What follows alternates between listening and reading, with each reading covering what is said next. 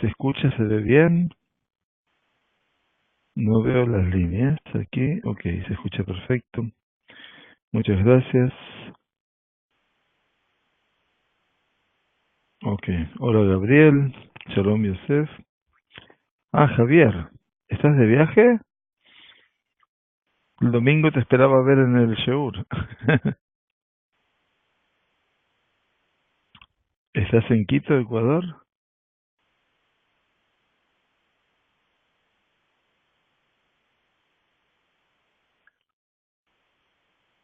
Ah, ok. ¿Pero ya te volviste para allí o estás de paseo?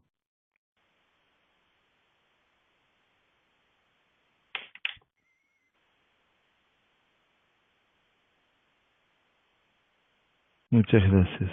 Muy bien.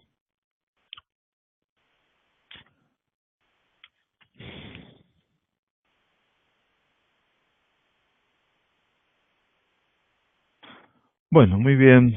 Bienvenidos entonces, siendo ya las 11 y un poquitito más, vamos a comenzar nuestro encuentro eh, de hoy en esta semana que nos está conduciendo en este Shabbat mediante a Perashat Ki Tetzé. Estamos transitando ya el mes de Elul. Este viernes ya es 10 de Elul, así que hemos recorrido ya el primer tercio de un tiempo conocido como Rahamim Beaselijot, un tiempo en el cual el pedido de súplica, de compasión, de amor al Todopoderoso, toma y cobra cuerpo a través de la Selijot, este ejercicio que vuelve a ponernos en el centro de un escenario donde le pedimos al Boreo Olam, al Todopoderoso, que quiera realmente concedernos la posibilidad de encontrarnos nuevamente en este año transitando un camino que esté exento, liberado de la mayor parte de obstáculos. Vamos a compartir hoy en esta Perashat Ki Tetzé, una de las 74 mitzvot que prácticamente la componen, más de 70 mitzvot, que nos acercan ya casi en el libro de Devarim a cubrir ya las mitzvot Ase y Lota Ase, quiere decir los 613 preceptos positivos y negativos que debemos cumplir. En este caso, nuestra Sagrada Torá nos llevará entonces al campo y al viñedo. Lo tizra karneja kil'ain, pentikdash amelea, azera asher tizra utvat akarem.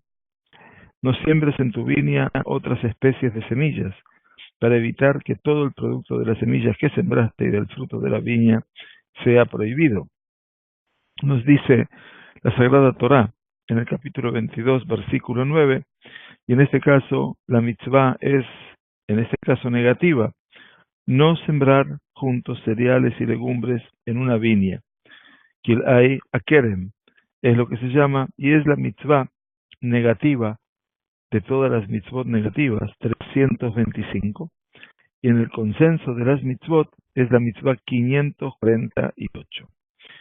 Estamos transitando, yo ya decía, el final del libro de Devarim, y por ello es que nos acercamos también a estudiar estas singulares mitzvot, que en este caso la mitzvah de Kil'aim, que como ustedes comprenderán, cuando querramos buscar el último sentido de la mitzvah, no vamos a poder encontrar una razón lógica que nos permita comprender el por qué no debemos hacerlo.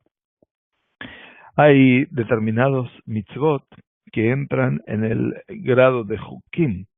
Hukim son leyes y obviamente carecen de una interpretación lógica.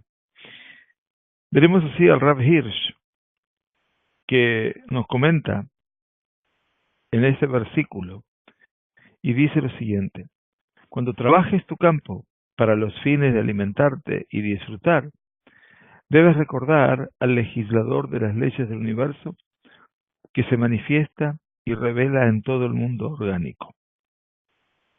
En las leyes de acuerdo a su especie. Él determinó para cada especie de las infinitas especies de criaturas su aspecto peculiar y el recorrido más apropiado a su especificidad. Y cada especie desarrollará dentro de ese contexto su existencia.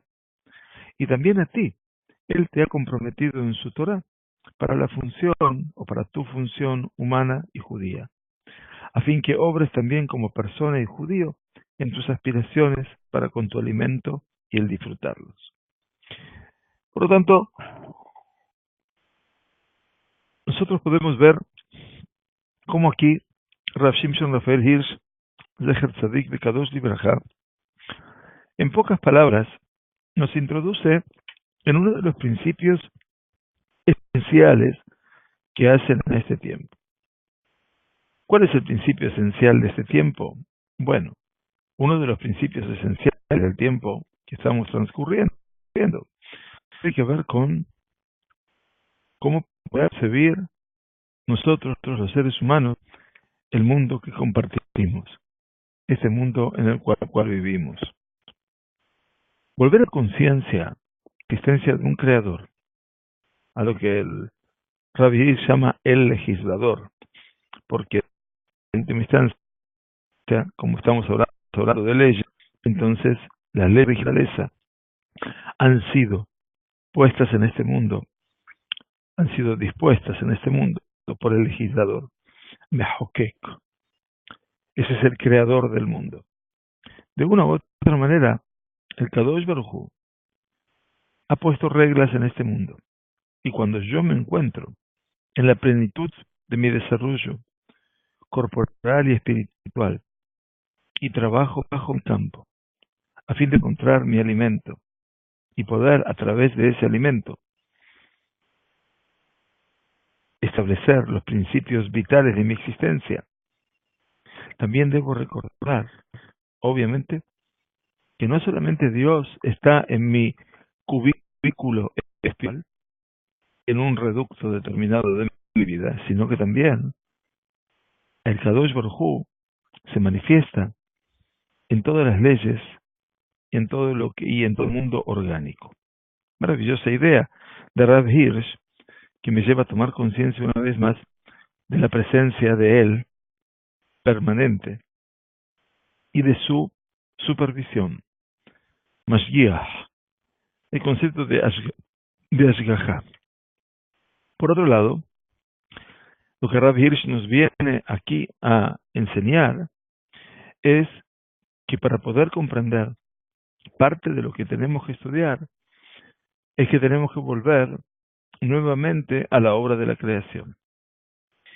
Cuando una persona que estudia Torah necesita detenerse en el comienzo, es porque a partir de ese comienzo se desenvuelve, se desarrolla todo lo que está después.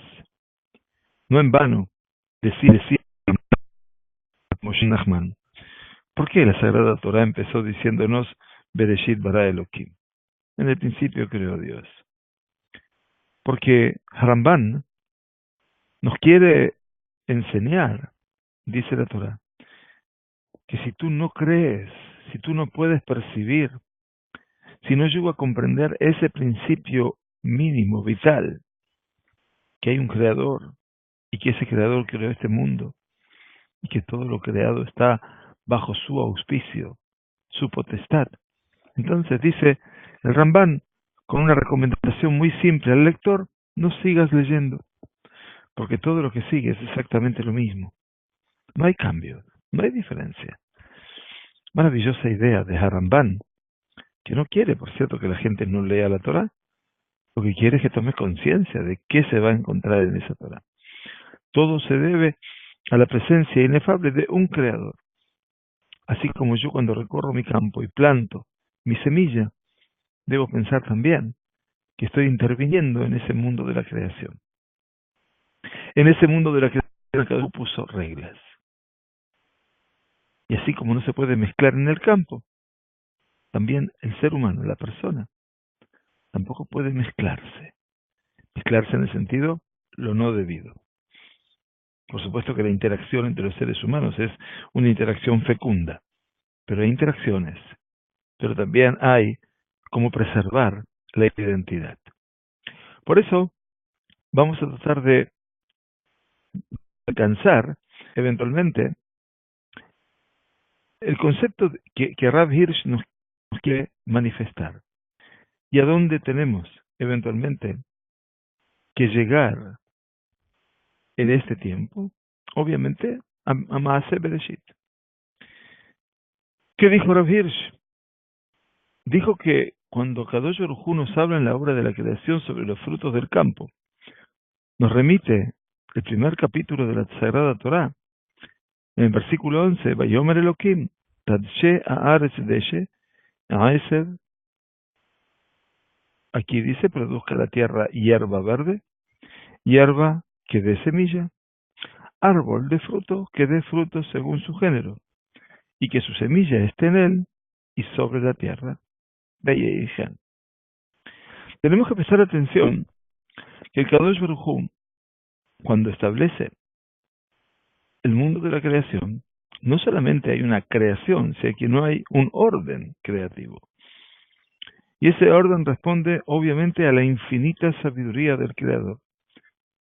Que por eso, Unkeluz, cuando quiere traducir Bereshit, Bara Elohim, en el comienzo creó Dios, dice Bejuchmeta, Bejochma, con sabiduría creó Dios. Este mundo no es una casualidad.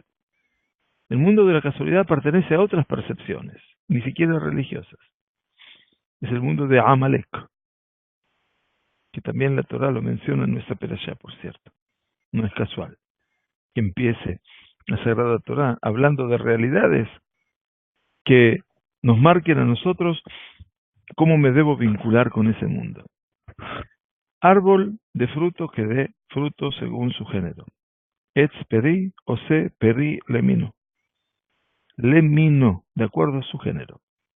Aquí tenemos la explicación. La aplicación de la ley organizadora en el marco de la naturaleza conduce a una estricta separación de las especies. La orden divina se expresa en este caso por medio de la palabra lemino. Min. Min es especie. La observación de la naturaleza, según comenta Rav Shimshon Rafael Hirsch, nos confirma la rigurosa aplicación de esta ley fundamental que asigna a cada especie una esfera de existencia propia y una vocación particular. Y marcamos en negrita las palabras que nos parecen trascendentes. Asigna a cada especie, min bemino, una esfera de existencia propia y una vocación particular. Es interesante cómo el Kadosh Baruj Hu ha establecido un orden.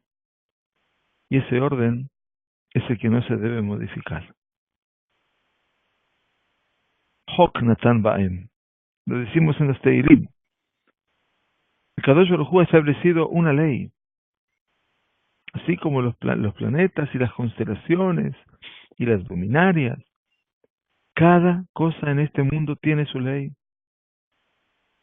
Y esto obviamente es un pensamiento revolucionario que la Sagrada Torah nos viene a manifestar para que tengamos en cuenta a la hora que nos vinculemos con este mundo. Si no, será muy difícil comprender qué es el concepto de Boré, de creador. Rambam, Rabbi Moshe ben Maimón dijo, Shu Boré umanhig et kol hayekum, que él crea y conduce a toda la existencia.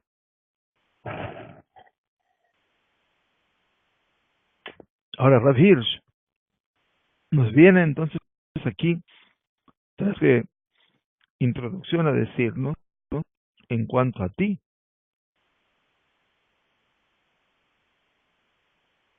ser humano, has de respetar esta ley cuando para realizar tu vocación humana tratas de intervenir en el ciclo de la naturaleza y de sacar provecho de sus recursos.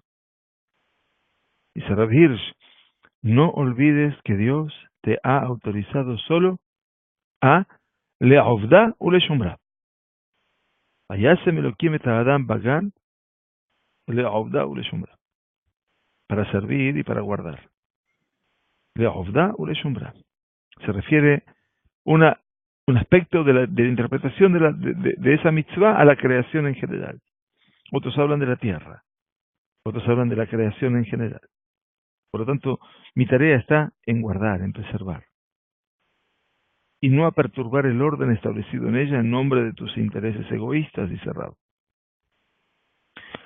No lo olvides y no intentes cambiar este orden transfiriendo las fuerzas inherentes a ciertas especies hacia otras distintas. Así pues, te está prohibido acoplar animales de especies diferentes, practicar injertos de árboles de especies diferentes, mezclar tejidos de especies diferentes tal como el lino y la lana. Ahí tenemos el concepto de kil'aim, que queremos hoy estudiar. Y por último, cocer juntos alimentos de especies diferentes, tales como la leche y la carne. Todo esto forma el universo, el orden que estableció el Boré Olam, el creador del universo.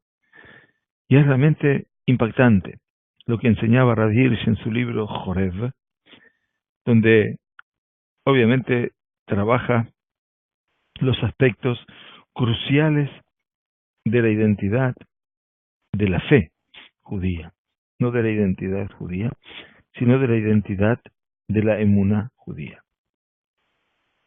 Y ese es el principio por el cual nosotros debemos intentar por todos los medios concebir que hay un orden, hay un ceder en este mundo.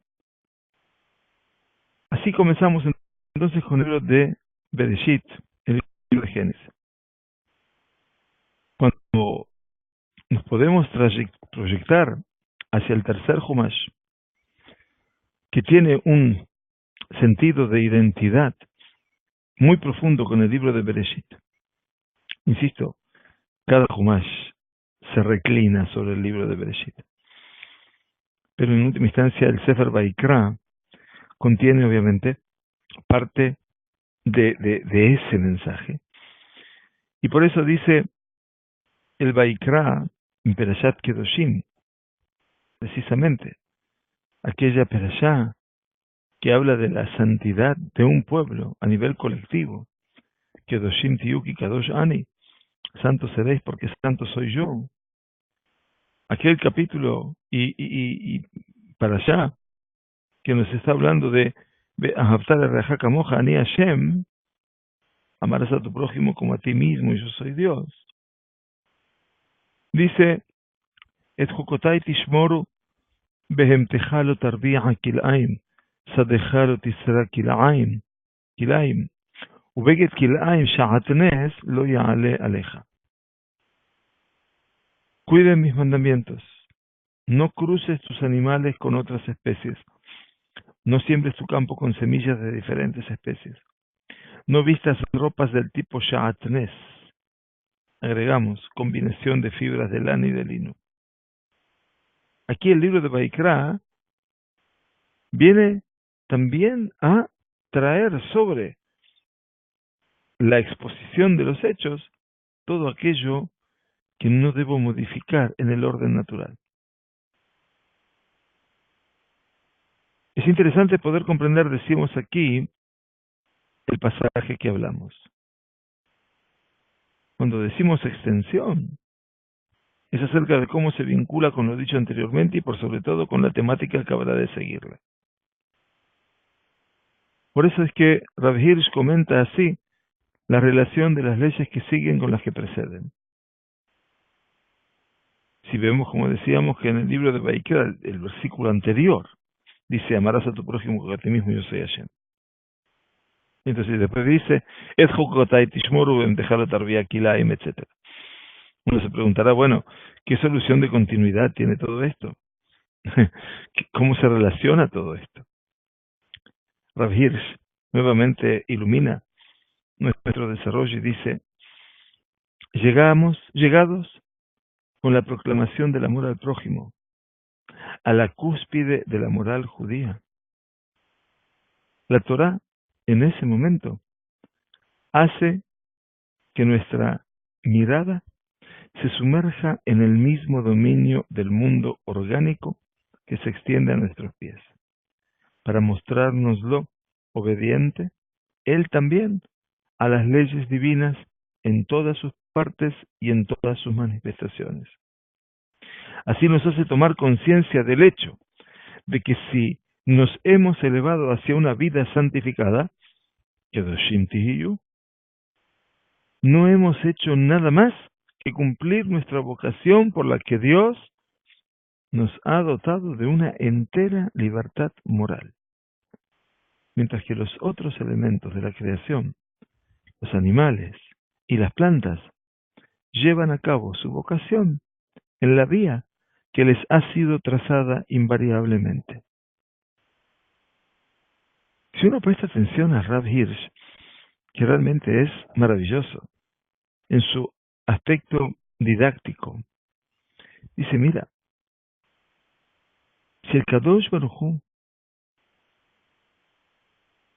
te pide el concepto de Kedoshim Tiyu, Ki Kadosh Ani, santos seréis, ¿para qué es ese objetivo?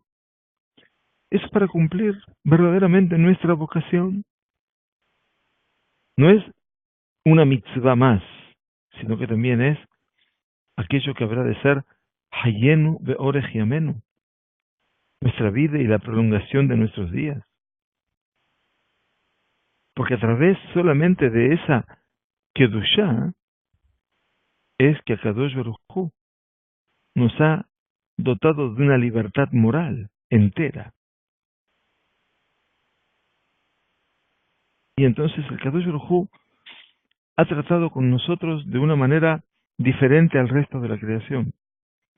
Todo el resto de la creación está atado a principios que deben regirse invariablemente, que no pueden cambiar su realidad. Lo Yeshanu, como leemos también en los Teilim del rey David, que nada de lo creado puede cambiar verdaderamente su estatus. Sin embargo, el ser humano, que llega como corona de la creación, que llega tal vez con la capacidad de mirar a lo alto, vincularse con el Creador, vivir un mundo realmente de elevación permanente, Rav Hirsch nos dice, viene la Sagrada Torá. Después de marcar ese desarrollo, y me dice, ahora mira, baja tus ojos. Mira lo que está debajo a tus pies. Y mira, todo esto también obedece a las leyes que yo he establecido. El hecho de que yo pueda ver cómo todo ese mundo, y quién como David Amelech en sus bellísimos Teilim, explica, Ashamay Mesaperim que Odelu Maaseh Adam Magid Arakia, Yom Leyom Yavia Omer, Belaya Javedat, En Omer Ben Devarim, Berin Ishma Kolam, Bechol Haaretz Sakabam, Ubixete Bel Miloo, etc. Todos estos salmos que vamos a leer en Shabbat Kodesh, en las sinagogas, forman parte de esa admiración que tiene David, de cómo cada aspecto de ese mundo cumple con la vocación y la voluntad divina. También el hombre aprende de esa realidad. Y qué bueno es que tengamos modelos de aprendizaje puestos y expuestos a nuestros pies, diría Rav Hirsch. Mientras que Rabbi Abraham Sabah, autor del bellísimo libro Tzeror Amor, judío que muere en alta mar, expulsado de Portugal,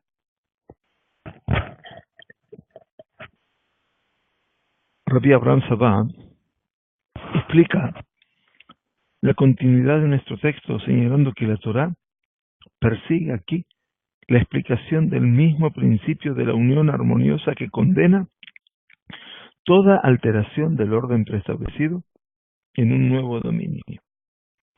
Después de haber proclamado el predominio de este principio en las relaciones sociales, de Absar el Rajaka Moja, la Torah prohíbe, siempre a causa del mismo principio, las mezclas y los cruzamientos híbridos en el mundo de los animales y de las plantas. Estas interferencias en el decurso de la naturaleza, tienen un efecto pernicioso. Adquieren el valor de un desafío frente al orden divino de la creación. O sea, que ninguno de nuestros comentaristas, para tener a la vista aquí dos al menos, encuentran que aquí una cosa es la santidad, el amar al prójimo, el verme relacionado e íntimamente ligado con Dios, y luego poder hacer la intervención que yo desee en esta tierra. Es cierto, David Amelech dijo, Shamaim, Shamaim la Hashem, Be'aretz Natan Libnei Adam.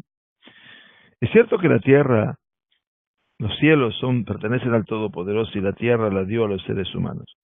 Pero eso no quiere decir que el ser humano sea el dueño último de la tierra. Kadosh Baruj Hu nos ha dado un regalo. Y ese regalo obviamente representa de cómo, con responsabilidad, habremos eventualmente de alcanzar un desarrollo deseable, deseado por Dios. Y así es como tenemos que ver aquí que el versículo de Vaikra comienza diciendo Et Jukotai Tishmoru, de que hablábamos un poquito más arriba, aquí. Et Jukotai Tishmoru, Behentejalo Tardia Akilaim, Sadejalo Tisra Akilaim, Ubegit Kilaim Shaat Neslo de Aleja, cuiden mis mandamientos, o mis mandamientos habréis de cuidar. No cruces tus animales con otras especies, no siembres tu campo con semillas de diferentes especies, no vistas ropas de tipo Sha'atnes, etcétera, etcétera. Tenemos que notar que el pasú comienza diciendo Et Jukotai Tishmoru. La palabra Jukat, Jukotai, Jukot, Jok, ley, indica al decir de los sabios Shehakakti Leja Kvar. O sea, que cuando aparece la palabra Jukat y no aparece la palabra Jok, viene para insinuarnos Shehakakti Leja Kvar. Algo así como mis leyes que te he dado anteriormente. O sea, esto no es nuevo para ti. Esto forma parte de tu mundo. Tú lo debes descubrir. Y entonces cuando dice mis leyes que yo ya te he dado anteriormente, supuestamente forman parte del mundo renovado de Noaj y de sus hijos, después del diluvio. Aunque el Talmud, en el Tratado de Sanedrín 60a, hace alusión al origen de estas leyes que se remontan a la creación misma, en la que los animales y las plantas se clasifican en distintas especies. Y el Kadosh Baruj Hu, todo lo que crea, lo crea lemineu, de acuerdo a su especie. Además, se desprende claramente a la referencia dada por la palabra jukot, jukat, leyes, por los sabios del Midrash, shehakakti shamayim baaretz, es decir, se trata de leyes sobre la base de las que se han creado los cielos y la tierra. Jukot es una K, no es una N. Muy bien. Entonces, son leyes sobre las cuales se basan la creación de los cielos y la tierra. Entonces, permítanos ahora entrar, después de haber visto la comparación entre Bereshit y Vaikra, que nos ayuda a ampliar un poco más todo esto, y vemos también la conexión que existe entre Bereshit y Vaikra con respecto a esta idea. Y esto lo digo con doble sentido, para que veamos que existe una conexión, una interrelación, una continuidad, y no como aquellos que quisieron ver en nuestra Sagrada Torá textos separados, inconexos, que vaya a saber quién fue su autor, Haz Beshalom. Lamentablemente de esa manera estudia el mundo conservador y reformista hoy en día, de acuerdo a lo que es la crítica bíblica. Ellos aprenden no Torah, sino a cómo destruir la Torah. Ellos aprenden a cómo a quitar al creador del medio, estableciendo solamente que hay un creador, el hombre. Haz Shalom. Y debemos saberlo, porque lo que nos diferencia en la perspectiva con el mundo conservador y reformista, o reconstruccionista, o como se llame, la corriente y la vertiente que haya, no es tan solo los aspectos formales, si rezamos en qué idioma y cómo nos sentamos y si tenemos música o no música. Dejemos afuera los detalles nimios, pero hablemos de la cosa importante, de lo trascendente. Para la tradición que abrazó mi abuelo, mi padre, que abraza a mi hijo y mi nieto, nuestra Sagrada Torah se llama Torah Min Hashamayim. Esta Torah proviene de un solo creador, escrita por Moshe Rabbeinu, de boca de Dios. No más, pero ni menos. Y por lo tanto, es todo un compacto de esta Sagrada Torah. Desde Bereshit, la primera palabra, hasta Israel, la última palabra. Desde la Bet, la primera letra, hasta el Lamet, la última letra. Y no podemos dejar de ver en ella esa conexión vital que nos lleva en un recorrido, en un devenir, a comprender que Kadosh Baruj Hu ha establecido en este mundo un orden que Él pretende que nosotros podamos descubrir, pero no solamente seamos los descubridores del orden, sino también los que podamos preservar el orden. Le'avda u le'shumra. Si es así, vean entonces, Sadeja lo tizra kilaim. No siembres tu campo con semillas de diferentes especies. La Gemara, en el mismo lugar de Sanedrín, explica que esta prohibición solo es aplicable aquí, en Eretz Israel. Pero la operación del injerto está prohibida por doquier. El gran águila, Harambam, en su Moreh Nevuchim, en su Guía de los Perplejos, que es una obra de carácter, digamos, filosófico, básicamente, nos dice allí, en su parte tercera, capítulo 37, es indudable, dice Harambam, que los tejidos de materias heterogéneas, las materias primas de los árboles y la mezcla de semillas diferentes, se han prohibido a causa del paganismo, en las que las mezclas e injertos se acompañaban de usos abominables. Estas costumbres paganas se habían prohibido porque conllevaban a la idolatría. Claro, ustedes dicen, pero un momentito, ¿esto quién lo dice? La Sagrada Torá no lo dice. Y ustedes tienen razón. Por eso Rambam fue muy discutido. Obviamente es una genialidad lo que él dice. Rambam siempre intenta, por su camino, la lógica, explicar, bueno, los motivos de por qué a Kadosh Baruj Hu trató de dar eso. La Torah no lo dice, pero él dice que este tipo de Kilayim, estas mezclas prohibidas, tienen que ver con el paganismo. Y eso lleva a la idolatría. Y toda la Sagrada Torah y todo el clamor de los profetas es un no rotundo a la idolatría, al temor de que Am Israel caiga preso de la idolatría. Nachmanides, Rabbi Moshe ben Nachman, vivió un tiempo después que Harambam, nació 35 años después.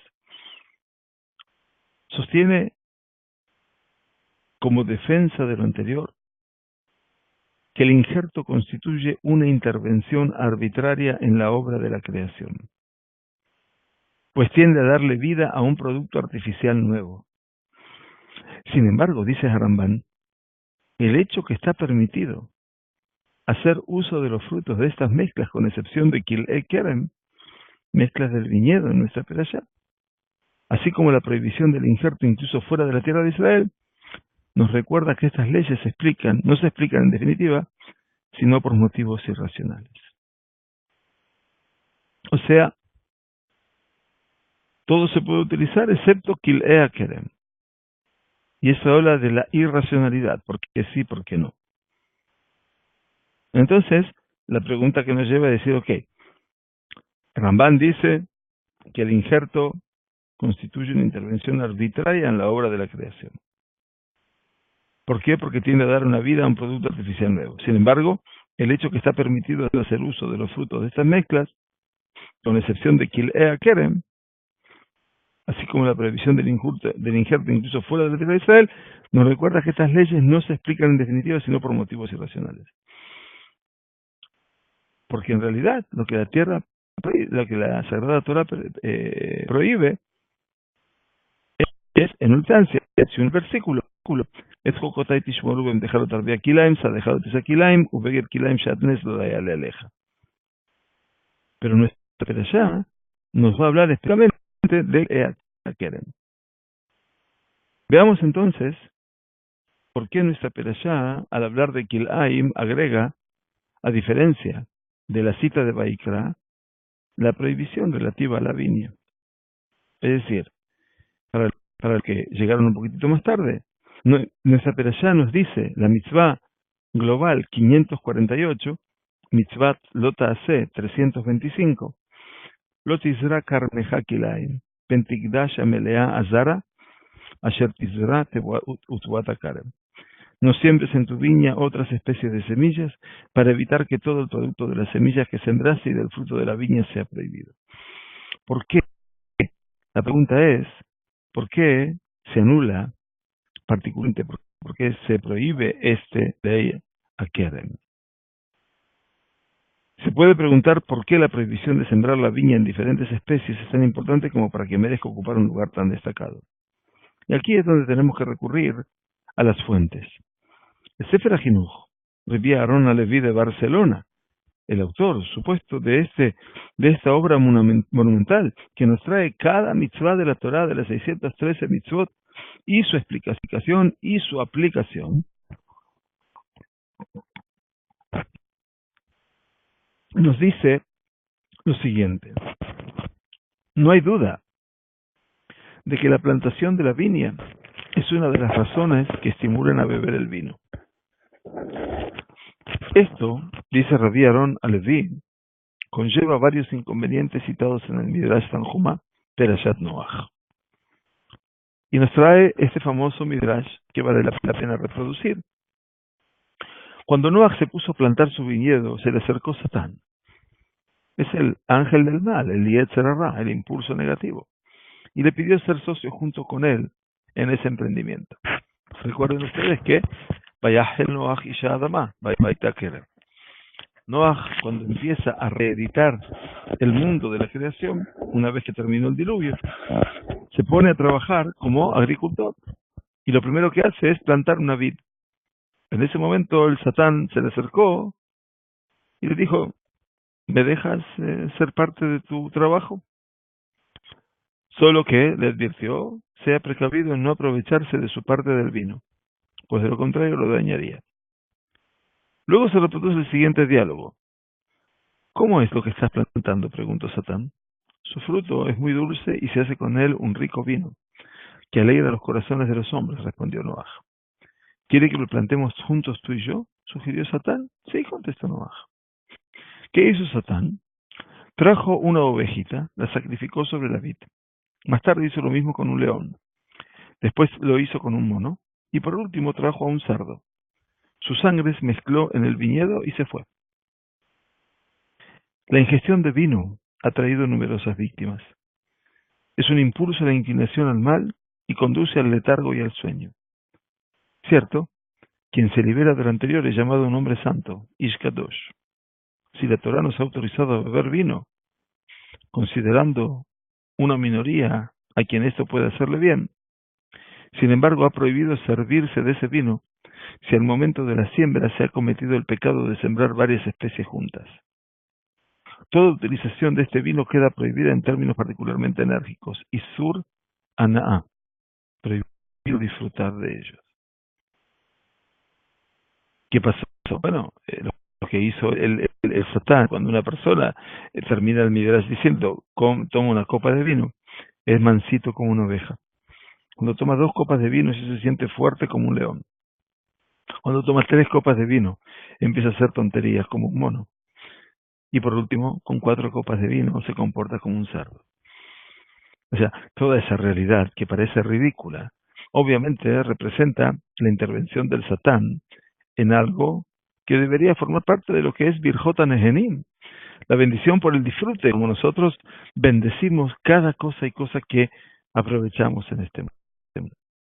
Los sabios de la Kabbalah dan a esta prohibición, Kil'ea Keren, un injerto de viña, un significado del todo distinto.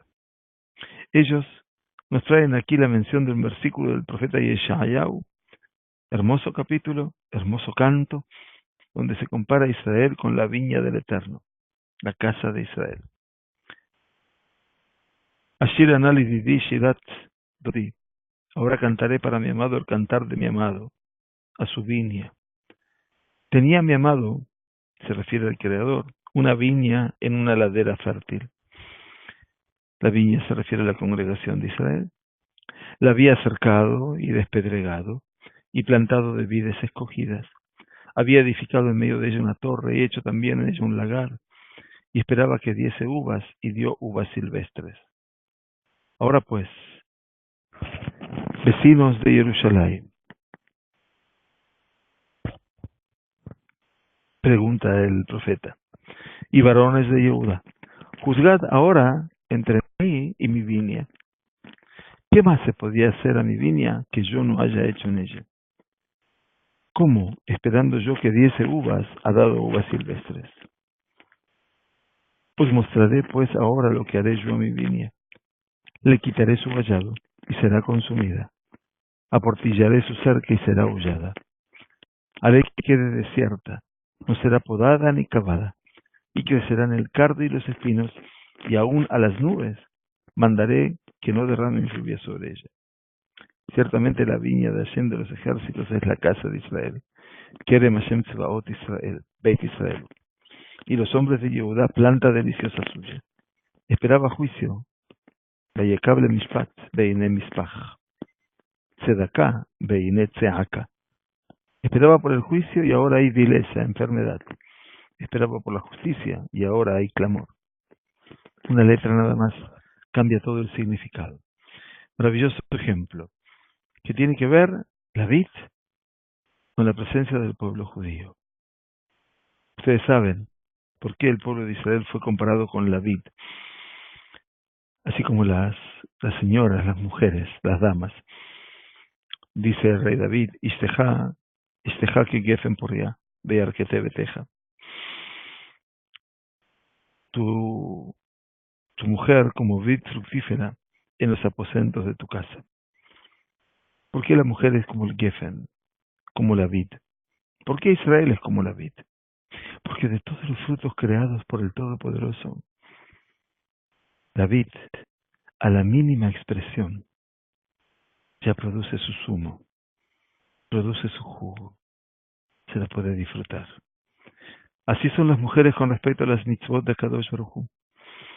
La mínima expresión ya comprenden la realidad, ya logran acceder a ese mundo al cual los varones todavía les cuesta un poco más.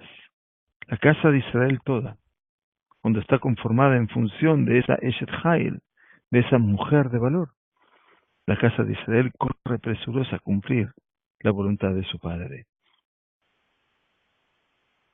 Ahora bien, pregunta para Kadosh, ¿qué es el Kilaim?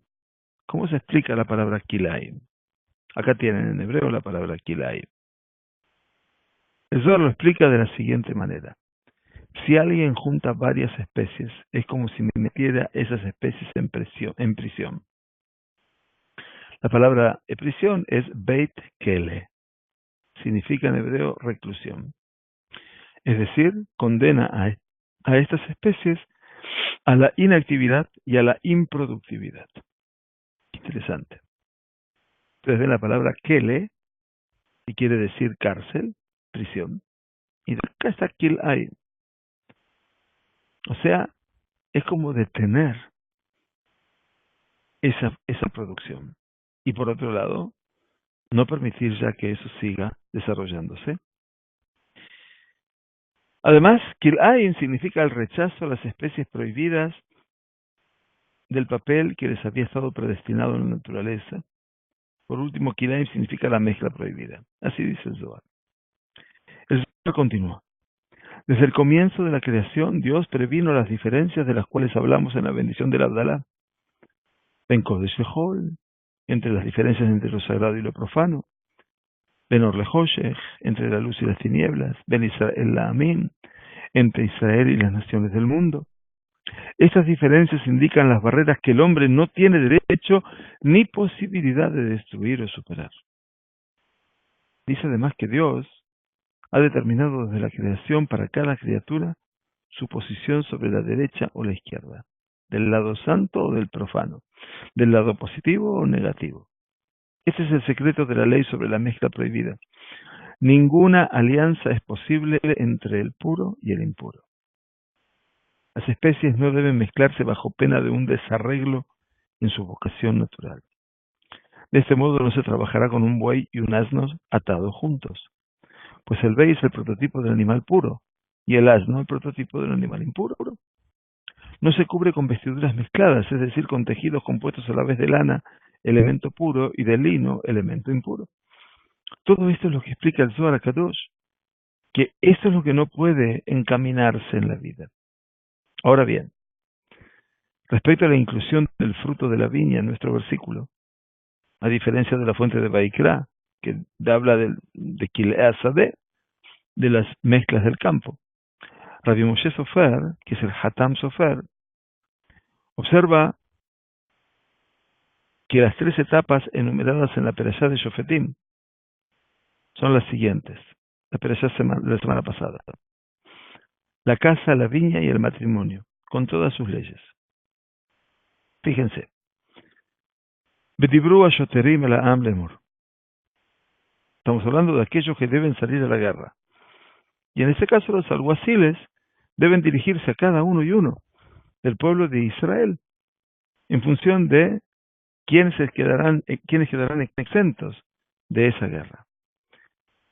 Mi aish asher bana bait hadash velo hanacho ילך וישוב לביתו פן ימות במלחמה באיש אחר יחנכנו. ומי האיש אשר נטע כרם ולא חיללו ילך וישוב לביתו פן ימות במלחמה באיש אחר יחללנו. ומי האיש אשר ארס אישה ולא לקחה ילך וישוב לביתו פן ימות במלחמה באיש אחר ייקחנה. ¿Qué quiere decir? Los oficiales hablarán al pueblo de Israel: es quien ha edificado una casa nueva y no la ha estrenado, que vaya y vuelva a su casa, no sea que muera en la batalla y algún otro la estrene. Y quien ha plantado una viña y no ha disfrutado de ella, que se vuelva a su casa para que otro la disfrute, para que el otro no la disfrute. Y quien ha desposado una mujer y no la ha tomado, quiere decir todavía no ha tenido relaciones con ella, vaya y vuelva a su casa, no sea que muera en batalla y algún otro la tome. O sea que el Hatam Sofer ve aquí una secuencia muy interesante en la perashá que hemos terminado, acerca del Bait, la casa nueva, Bait Hadash, la viña, el Kerem, y fundamentalmente al final, la mujer. Maimónides las había clasificado de manera diferente. Primero la viña, que representa los medios de subsistencia de la familia, enseguida la casa, después el matrimonio. También había escogido este orden para subrayar la importancia de la subsistencia que debe preceder a la casa y al matrimonio. Muy bien. También interesante, para que tengamos en cuenta también esta aproximación. Sha'atnes. El Sha'atnes, Semer Upishtin, es un nombre muy escuchado y poco comprendido. Así dice Baikra más arriba: no vistas ropas del tipo Sha'atnes. Y en nuestra perashá dice: Lotilva Sha'atnes, Semer Upishtin Yahdav. No vestirás ropa de lana y lino conjuntamente. El Maharal de Praga, el Gur Aryeh, en su libro Gur Aryeh, explica: contrariamente a las prohibiciones anteriores a causa de las especies heterogéneas, no se puede mantener por la prohibición de los tejidos mixtos, dado que el lino y la lana no constituyen tales especies. O sea que eso no son dos especies heterogéneas. Las dos pertenecen al plano vegetal. Rav Hirsch califica, sin embargo, la lana como elemento animal y el lino como elemento vegetal. Nachmanides afirma como conclusión que la prohibición del tejido mixto puede, solo entre las tres prohibiciones de nuestro versículo: no cruces tus animales con otras especies, no siembres tu campo con semillas de diferentes especies, no vistas ropas del tipo shatnez, ser caracterizada por Hok, como dijo antes, una ley irracional, cuya causa, aunque exista, no la conocen los hombres. Rashi, al citar los ejemplos del Hukim, dice: contra los cuales la inclinación al mal y las naciones del mundo levantan objeciones. Todos los Hukim que hay en la Torá, las naciones del mundo, allí ponen atención diciendo: ahí están los Yehudim haciendo cosas que no son comprensibles. También menciona la prohibición del Sha'atres y de Kilaim, para las que se pueden invocar ciertas razones, como vimos. Rabbi David Tzvi Hoffman, Radatz, sostiene que la Torá se contenta con prohibir la mezcla de los dos tejidos más habituales de la confección para hacer reconocer en el cuadro del vestido la ley de las especies, Leminehu. O sea que Radatz Hoffman, como es su camino y su característica, dice: mira, en el ejemplo alcanza para demostrarte aquello que puede alterar lo que es Mineu. Y por eso nos dice lo que nos dice. En su comentario aquí Tetze agrega: Rashi Sha'atnes tiene el sentido de mezcla. Nuestros rabinos lo explican así: Shu'a, Tavui, Tenuz. Las dos especies son rastrilladas, Shu'a, Tavui, hiladas, o también Nuz, trenzadas. De ahí viene el nombre Sha'atnes, un nombre compuesto: Shu'a, Tavui, Benuz. De esa manera es que se confecciona la especie. Rabbi Moshe Cordovero, el Remak, autor del Tomer de Borá, respondía a las dos preguntas siguientes: ¿cuál era la naturaleza de la Torá antes de la caída debido al pecado? ¿Y qué será de su naturaleza en la época mesiánica? E ilustraba su opinión con el ejemplo de la prohibición de la Torá de llevar vestiduras cuyo tejido estuviera constituido por una mezcla de lana y de lino. Una mezcla tal se la llama en hebreo Sha'atnes, como vimos. Cuando la Torá dice: no llevará Sha'atnes, no podía referirse antes de que Adán mismo se vistiera con ese tejido burdo, llamado en la lengua mística piel de serpiente. La Torá no hubiera podido permitir una prohibición tal porque ¿qué relación debe tener el alma del hombre con el Sha'atnes? Este alma que estaba ya desarrollada desde su nacimiento en una vestimenta puramente espiritual. Además, la combinación original de los caracteres de la Torá antes de la caída del pecado de Adán no era Sha'atnes Tzemer Upishtim, sino que contenía los mismos caracteres en otra combinación: Sha'atnes Metzar Utfasim. Esto es muy fuerte, obviamente, porque en última instancia hay que entender qué significaba todo esto, cuyo sentido más bien es una advertencia para Adán de no cambiar sus vestiduras originales de luz.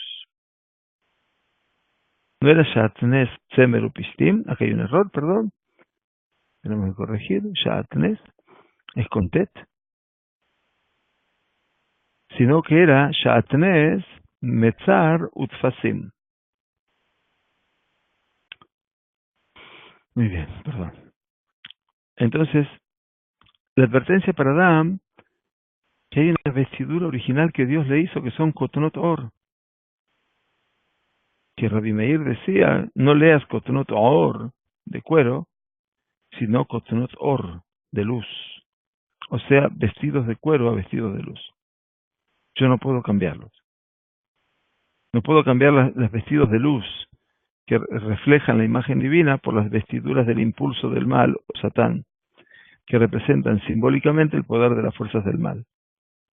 Por eso Sha'atnes son las letras de Satán Az, decía Rabbi Moshe Cordovero, el Satán temerario, osado, impactante. Mis ropas, como detectoras también de la santidad o la impureza. Se agregaba una advertencia según la cual este poder que contiene una cierta angustia o aflicción, Sha'atnes Metzar, no tzemer. Metzar es angustia. Perseguía al hombre para apoderarse de él. Utfasim. Utfasim es litfos, atraparlo, y así conducirlo a los precipicios del fuego y la muerte. Profundísimo lo de Rabbi Moshe Cordovero. ¿Cómo se iba a producir el cambio en la combinación de caracteres para que nosotros leamos ahora, eventualmente, la otra realidad? Shatnes Semer Upishtim. Así como la naturaleza de Adán, dice Rabbi Moshe Cordovero, se convirtió en materia al vestirse con esta piel de serpiente, apareció una Torá que dictaba mandamientos materiales físicos. Esto exigía una nueva lectura de los caracteres que dio sentido a estos mandamientos. Shatnes Semer Upishtim. Igual aplica para todos los demás mandamientos, ya que estos se fundamentan sobre la naturaleza corporal y material de los hombres. Así lo dice Rabbi David Haim el Jidá Akadosh. Rabbeinu Bejaye dice que el Shatnes mezcla de las fuerzas superiores. Se explica sobre esto que la lana alude al atributo de la bondad superior y el lino alude al atributo de la rigidez, la Geburah. Por eso fue prohibido el Shatnes, puesto que la mezcla del lino y la lana genera la mezcla del atributo de la bondad con la rigidez. Pero por último, antes de despedirnos y agradecerles a todos que están presentes, realmente es muy bonito encontrarnos en el Tzitzit, así como en el Avnet, que era las ropas del sacerdote. El Avnet era una suerte de cinto ancho, y las ropas del Cohen Gadol, Cohen es con N, aquí, vamos a corregir y así aprovechamos para tener bien el Sheur. En el Tzitzit, como en el Avnet y las ropas del Cohen Gadol, no recaía la prohibición de Shatnes. O sea que el Cohen Gadol tenía Shatnes, ya que estas mitzvot expresan la significación total del hombre. Dicha consagración se alcanzaba con el sometimiento total a la Torah. Y tal sometimiento se venía a expresar por medio del tzitzit y las ropas sacerdotales, tanto en el Avnet como en el Hoshen, el pectoral, el efod, la ropa que cubría el cinto, el pectoral y la túnica. La lana y el lino estaban unidos en forma absoluta, tanto como la Sagrada Torah, que el sumo sacerdote sirve en su sentido, establece leyes junto a estamentos, Hukim u Mishpatim. Así dice Rav Shimshon Rafael Hirsch, para que veamos una vez más cómo los aspectos que en nuestra realidad terminan siendo prohibidos en el ámbito del santuario de Jerusalén, que dejaba de ser un espacio terrenal para pasar a ser un espacio celestial. En última instancia, allí todo eso perdía todo su contenido natural para tener ya un contenido espiritual profundo. Tengamos Shabbat Shalom, Tizkur Shanim Rabbot, Nehaimot Betobot, que tengamos un mes de Lul muy productivo y que nos ayude eventualmente para poder llegar a reencontrarnos con el Kadosh Baruj Hu y que tengamos la suerte y la felicidad de ser inscritos en el libro de la vida plena, de las mitzvot, del orgullo, de la dignidad. Porque en última instancia, el sustento, la parnasá, es todo consecuencia de cómo nosotros nos vinculemos ante todo con el mundo creado por el Kadosh Baruj Hu. Que tengamos Shabbat Shalom Uborach Jodesh Tov. Gracias a todos por estar con nosotros.